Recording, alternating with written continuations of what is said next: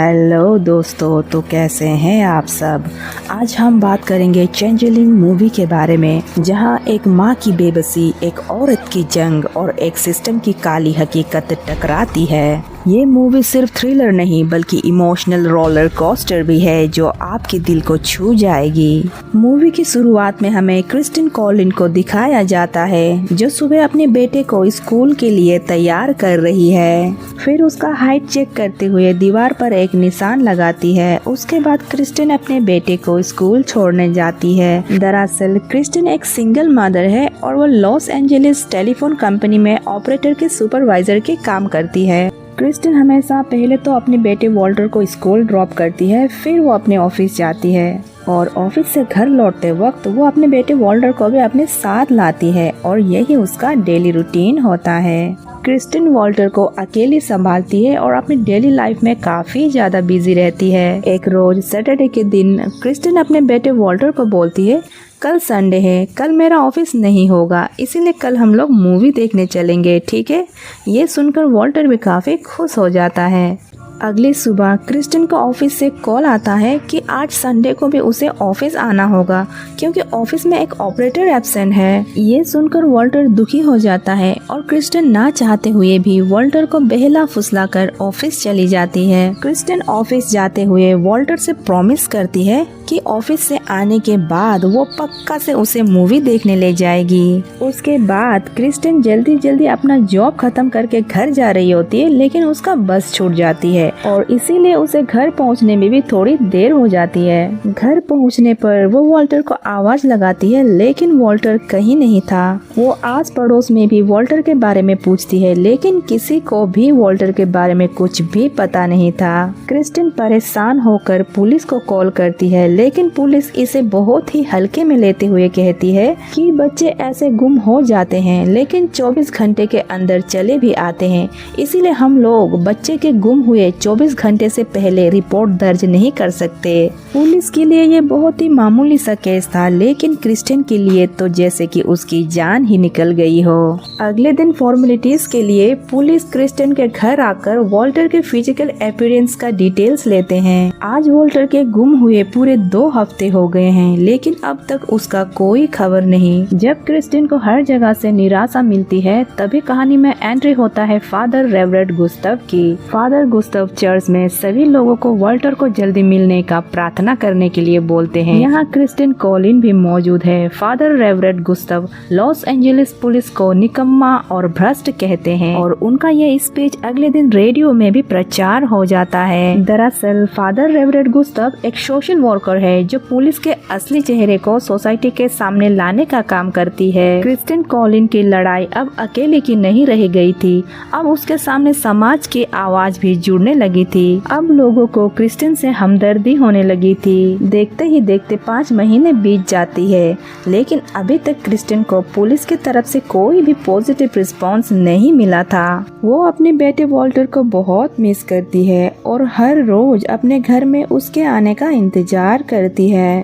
Office पहुंचते ही Kristin अलग अलग शहरों में वॉल्टर के डिस्क्रिप्शन देते हुए पूछती है कि लड़के जैसे दिखाई देने वाला कोई भी मिला है कि नहीं। उधर पुलिस भी अपने काम कर रही होती है। एक दिन क्रिस्टिन अपने ऑफिस पर काम कर रही होती है, तभी वहाँ पर पुलिस ऑफिसर जॉन आता है और उसे इन्फॉर्म करता है कि हमने आपके बेटे को ढूंढ लिया है और वो सही सलामत है। ये बात सुनते ही क्रिस्टिन तो खुशी से रो ही पड़ती है। उसके बाद ऑफिसर जॉन उसे रेलवे स्टेशन ले जाता है, जहाँ बहुत सारे मीडिया वाले भी आए होते हैं ये देखने के लिए कि क्रिस्टिन अपने बेटे से कैसे मिलती है। क्रिस्टिन दौड़कर ट्रेन के पास जाती है क्योंकि इसी ट्रेन से वॉल्टर को लाया जा रहा है, लेकिन जब वो लड़का को देखती है तो वो रुक जाती है और कहती है कि ये मेरा बेटा नहीं है।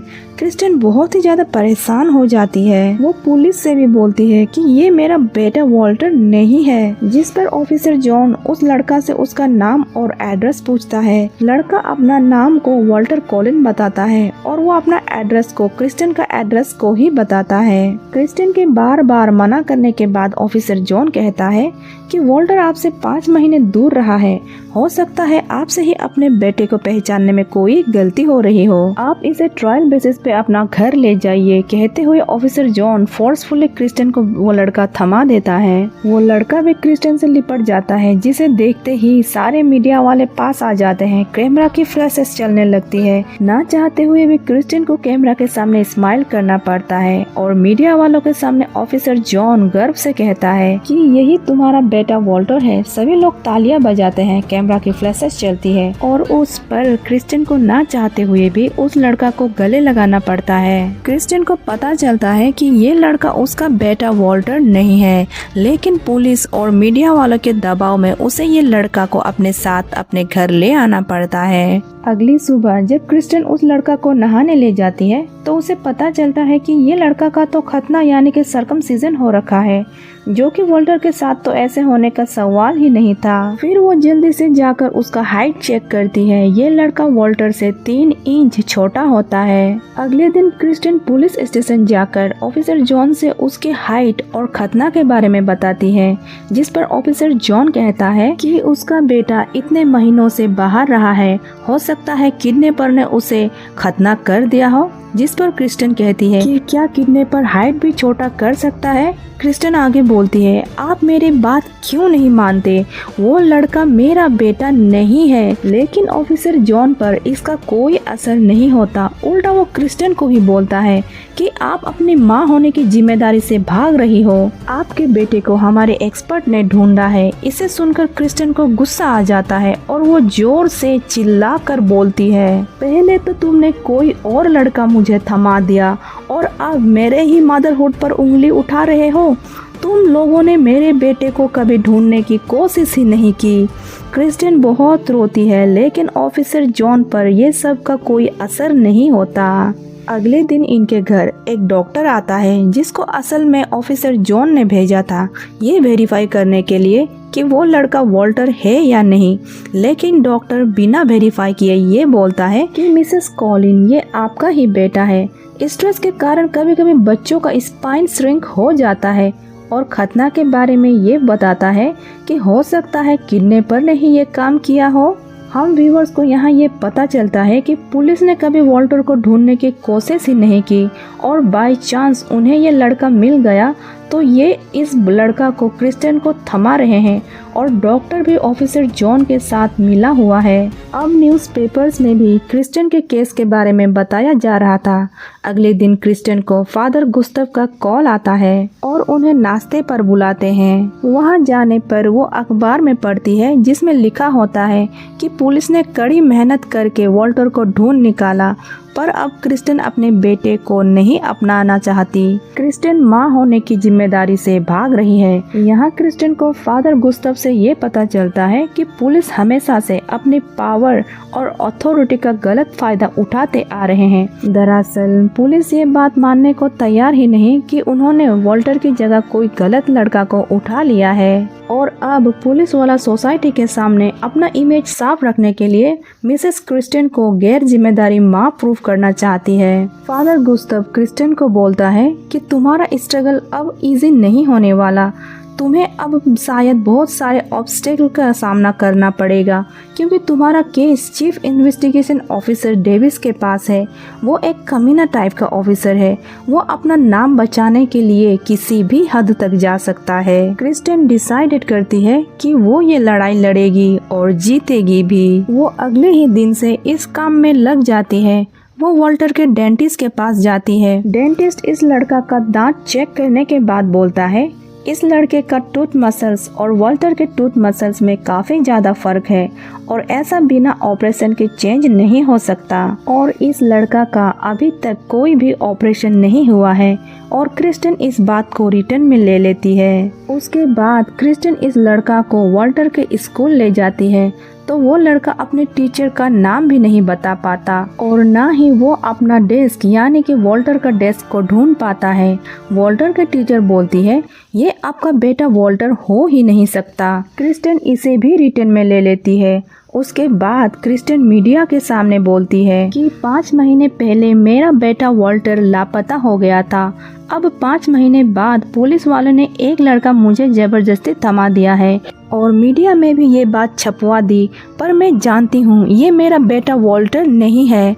पुलिस डिपार्टमेंट से कोई गलती हुई है या फिर उन्होंने अपनी जिम्मेदारी को सही तरीके से नहीं निभाई है। मेरे पास मेरे बेटे के डेंटिस्ट और उसके स्कूल टीचर के लेटर हैं जो ये कंफर्म करती है कि ये लड़का मेरा बेटा वॉल्टर नहीं है। जब ये बात चीफ इन्वेस्टिगेशन ऑफिसर डेविस को पता चलता है तो वो बहुत गुस्सा होता है, क्योंकि अब पुलिस की बदनामी होने लगी थी। वो ऑफिसर जॉन को मामला को संभालने के लिए कहता है। अगले दिन ऑफिसर जॉन क्रिस्टन को पुलिस स्टेशन बुलाता है और वो क्रिस्टन पर दबाव डालता है कि वो एडमिट कर ले कि यही लड़का उसका बेटा वॉल्टर है। वो कहता है कि तुम बस अपनी माँ होने की जिम्मेदारी उठाने से भागना चाहती हो। इन 5 महीनों में बिना बेटे की रहने की शायद तुम्हें आदत पड़ गई है और हो सकता है कि तुमने किसी को डेट करना भी स्टार्ट कर दिया हो और अब इसीलिए तुम्हें अपना बेटा बोझ लग रहा है ना? ये बात सुनकर क्रिस्टन बहुत ज़्यादा गुस्सा करती है। क्रिस्टन की आवाज़ पुलिस के झूठ के लिए सबसे बड़ा खतरा थी और उसी आवाज़ को दबाने के लिए उसे पागल घोषित कर पागल खाना भिजवा दिया जाता है। और यहीं से शुरू होती है क्रिस्टन के लाइफ का और एक दर्दनाक पीरियड। पागल खाने में उसे डॉक्टर और नर्सेस ऐसे ट्रीट कर रहे थे जैसे कि वो सच में पागल हो और आसपास के लोगों के लिए घातक हो। पागल खाना पहुँचते ही क्रिस्टन के सारी सामान छीन लिया जाता है और उसे न्यूड करके पानी के तेज फुहारे उस पर छोड़ा जाता है। फिर उसके प्राइवेट पार्ट की जांच की जाती है जो कि बहुत ही ज़्यादा दर्दनाक होता है। उसके बाद उसे एक पागल औरत के साथ एक अंधेरे कमरे में बंद कर दिया जाता है और यही हमें रूबरू करवाया जाता है इस पागल खाने की काली सच्चाई से। यहाँ कुछ महिलाएं तो सच में पागल होती है, लेकिन कुछ महिलाएं ऐसे भी होती है जो बिल्कुल नॉर्मल है, लेकिन क्योंकि उन्होंने पुलिस के अगेंस्ट में आवाज़ उठाई इसीलिए पुलिस वालों ने उन्हें इस पागल खाने में भिजवा दिया। यहाँ क्रिस्टन की दोस्ती एक लेडी से होती है जो बिल्कुल नॉर्मल होती है, लेकिन उसने पुलिस के अगेंस्ट में एक FIR दर्ज कर दी थी, इसीलिए उसे यहाँ भेज दिया गया। वो लेडी बताती है कि अगर वो पुलिस के खिलाफ जाती रही तो कभी बाहर नहीं निकल पाएगी। यहाँ क्रिस्टन को हर रोज फिजिकली और मेंटली टॉर्चर किया जाता है। उसे डॉक्टर और नर्सेस हर रोज दबाव बढ़ाते हैं कि वो मान ले उसके पास जो लड़का है वही उसका बेटा वॉल्टर है। ना मानने पर उसे टॉर्चर किया जाता है। दिन ब दिन क्रिस्टन के ऊपर प्रेशर बढ़ता ही जाता है। उधर दूसरी तरफ लेस्टर नाम का एक पुलिस वाला क्लर्क नाम का एक लड़का को पकड़कर पुलिस स्टेशन लाता है, क्योंकि ये लड़का इलीगली तरीके से अमेरिका में रह रहा है, इसीलिए कल उसे उसका कंट्री कनाडा भेजा जाएगा। तभी एक चौंकाने वाला सच सामने आता है। वो लड़का यानी कि क्लर्क पुलिस वाला को बताता है कि वो यहाँ अपनी मर्जी से नहीं आया है, उसे उसका कजिन जॉर्डन ने यहाँ लाया था।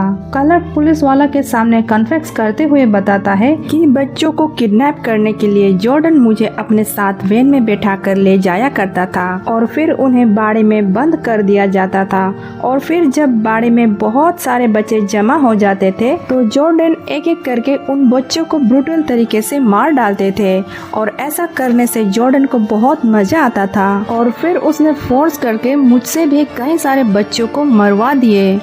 ये सुनते ही पुलिस लेस्टर मिसिंग बच्चों की फोटोज उसे दिखाता है जिसमें वॉल्टर कॉलिन की भी फोटो शामिल है और क्लर्क ये फोटो को पहचान लेता है, यानी कि वॉल्टर भी शायद अब मर चुका है। तो पुलिस लेस्टर ऑफिसर जॉन को इस बारे में इन्फॉर्म करता है तो जॉन कहता है कि वो लड़का झूठ बोल रहा है, उसे चुप कराओ और फिर अगर वो चुप ना हुआ तो उसे ठिकाने लगा दो। लेकिन लास्ट ईयर ऑफिसर जॉन की बात ना मान करके वो अपने 2 साथियों के साथ क्लर्क के बताए हुए जगह पर पहुंच जाते हैं जहां वो लोग बच्चों को एक बाड़े में कैद करके रखा करते थे और वहां पर खुदाई करने पर बच्चों की हड्डियां मिलती है, जिससे ये बात पक्की हो जाती है कि ये लड़का यानी कि क्लर्क जो कुछ भी कह रहा है वो सब सच है। उधर दूसरी तरफ डॉक्टर और नर्सेस मिलकर क्रिस्टन को एक पेपर पर सिग्नेचर करने के लिए प्रेशर डालते हैं। पेपर में ये स्टेटमेंट लिखा होता है कि मेरे पास जो लड़का है वही मेरा बेटा वॉल्टर है।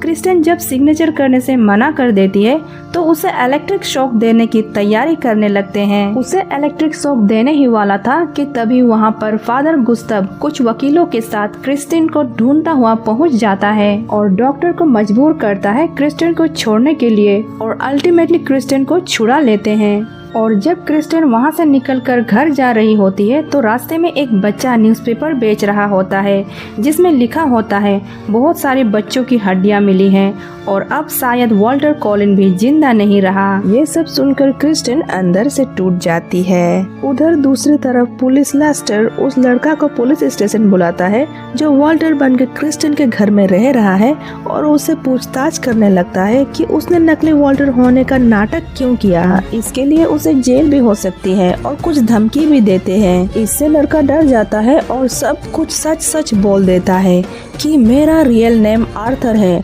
और मेरा किडनैप हुआ था और जब मैं पुलिस वालों को मिला तो पुलिस वालों ने खुद मुझे वॉल्टर होने का नाटक करने को कहा। उधर दूसरी तरफ क्रिस्टिन डिसाइडेड करती है कि अब वो लॉस एंजलिस के पुलिस डिपार्टमेंट पर केस करेगी क्योंकि उसकी जैसी काफ़ी औरत को इलीगली मेंटल हॉस्पिटल पर भर्ती करके टॉर्चर करते हैं और उसके बेटे के केस के लिए भी। इस पर फादर गुस्तव क्रिस्टिन के डिसीजन को सराहना करते हुए अपना एक दोस्त से मिलाता है जो लॉयर है और क्रिस्टिन के केस को फ्री में लड़ना चाहता है। उसके बाद ये लोग मेंटल हॉस्पिटल जाते हैं जहाँ पर क्रिस्टिन को रखा गया था और हॉस्पिटल वालों को कोर्ट का ऑर्डर दिखाते हैं और उन सभी औरतों को छोड़ने के लिए कहते हैं जो पुलिस के ऑर्डर पर यहाँ रखा गया है। अब हम देखते हैं कि अब सभी औरत फ्री हो गए हैं जिसमें क्रिस्टिन की दोस्त भी मौजूद है। वो उसे थैंक्स कहती है। ये सब देखकर क्रिस्टिन बहुत खुश होती है। उधर दूसरी तरफ अब पुलिस ने भी जॉर्डन यानी कि किडनैपर को पकड़ लिया था और अब वो पुलिस के हिरासत में है। अगले दिन क्रिस्टिन और फादर गुस्तव कोर्ट जा रहे होते हैं तो देखते हैं कि पूरे पब्लिक उनके समर्थन में खड़े हैं और लॉस एंजलिस पुलिस को बुरा भला बोल रहे हैं। उसके बाद कोर्ट के अंदर क्रिस्टिन के लॉयर ऑफिसर जॉन का क्राइम प्रूफ कर देता है कि उसने वॉल्टर कॉलिन को कभी ढूंढने की कोशिश ही नहीं की, उल्टा किसी और लड़का को वॉल्टर बनाकर मिसेस कॉलिन को जबरदस्ती पकड़ा दिया और इलीगली बिना किसी वारंट के मिसेस कॉलिन को मेंटल हॉस्पिटल में भर्ती कर दिया। इस समय वॉल्टर के डेंटिस्ट और टीचर भी गवाही देते हैं। उधर दूसरे कोर्ट की हियरिंग में जॉर्डन यानी कि किडनैपर का क्राइम भी साबित हो जाते हैं कि उसने ही बच्चों को किडनैप करके मारा है। तो जज अपना फैसला सुनाते हैं कि पुलिस ऑफिसर जॉन को परमानेंटली सस्पेंड किया जाता है और फिर किडनैपर जॉर्डन 2 साल तक जेल में रहेगा और फिर उसे फांसी दी जाएगी। किडनैपर जेल जाते हुए क्रिस्टिन को बताता है कि मैंने तुम्हारा बेटा को नहीं मारा है। वहीं अब पुलिस के इमेज शहर में काफी ज्यादा खराब हो चुका था, इसीलिए उन्होंने अपना रहा सहा इमेज को बचाए रखने के लिए नकली वॉल्टर जिसका नाम आर्थर होता है, पुलिस उसके माँ बाप को ढूंढ निकालता है और उन्हें उनका बेटा आर्थर सौंप देते हैं। फिर हमें 2 साल बाद का सीन दिखाया जाता है। समय होता है 1930 का, जहां आज भी क्रिस्टिन मिसिंग चिल्ड्रन डिपार्टमेंट में कॉल करके अपने बेटे के बारे में पूछती है।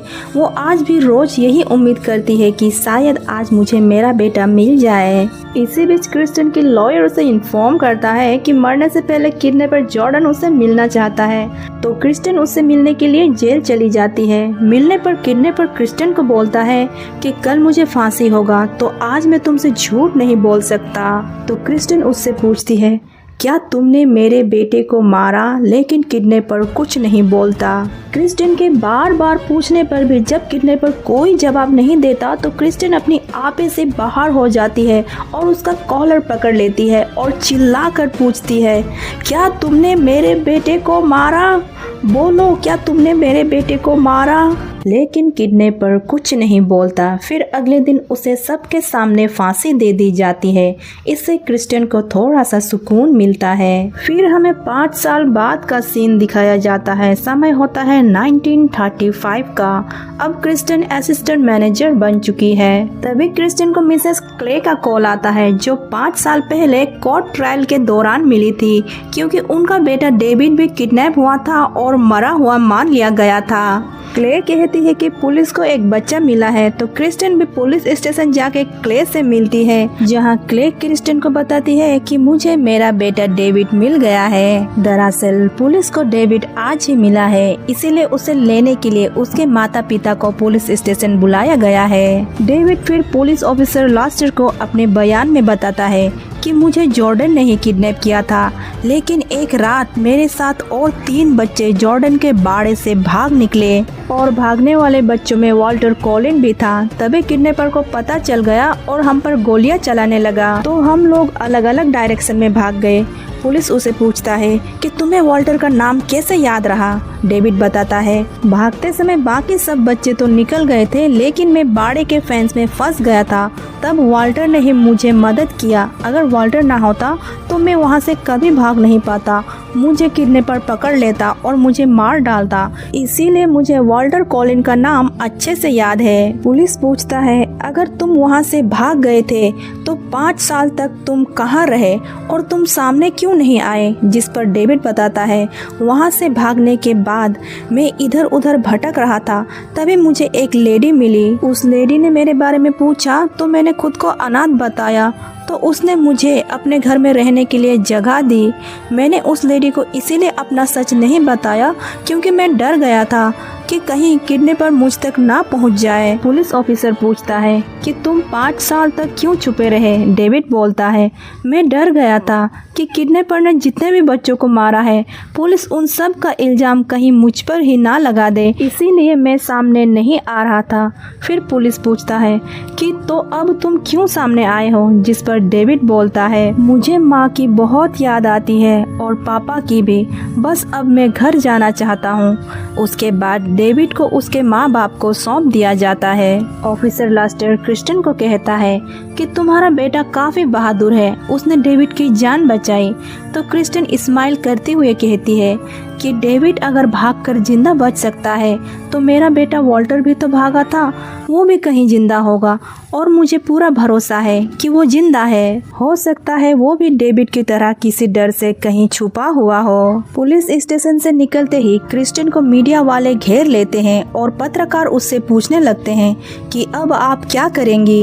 वो कहती है, मैं अपनी बेटे को ढूंढना कभी नहीं छोड़ूंगी, और फिर वो भीड़ में कहीं खो जाती है। एक टूटी दिल की माँ एक नई उम्मीद के सहारे आज यहाँ से निकलती है और सच्ची घटना पर आधारित चेंजलिंग मूवी यहीं खत्म हो जाती है। इस मूवी का अंत हमें ये सिखाती है कि एक माँ की अपने बच्चों के लिए प्यार और उम्मीद कभी नहीं मरती। साथ ही साथ ये मूवी हमें उस सिस्टम की काली हकीकत को भी बताती है जिस पर हम आंख मूंद कर भरोसा करते हैं।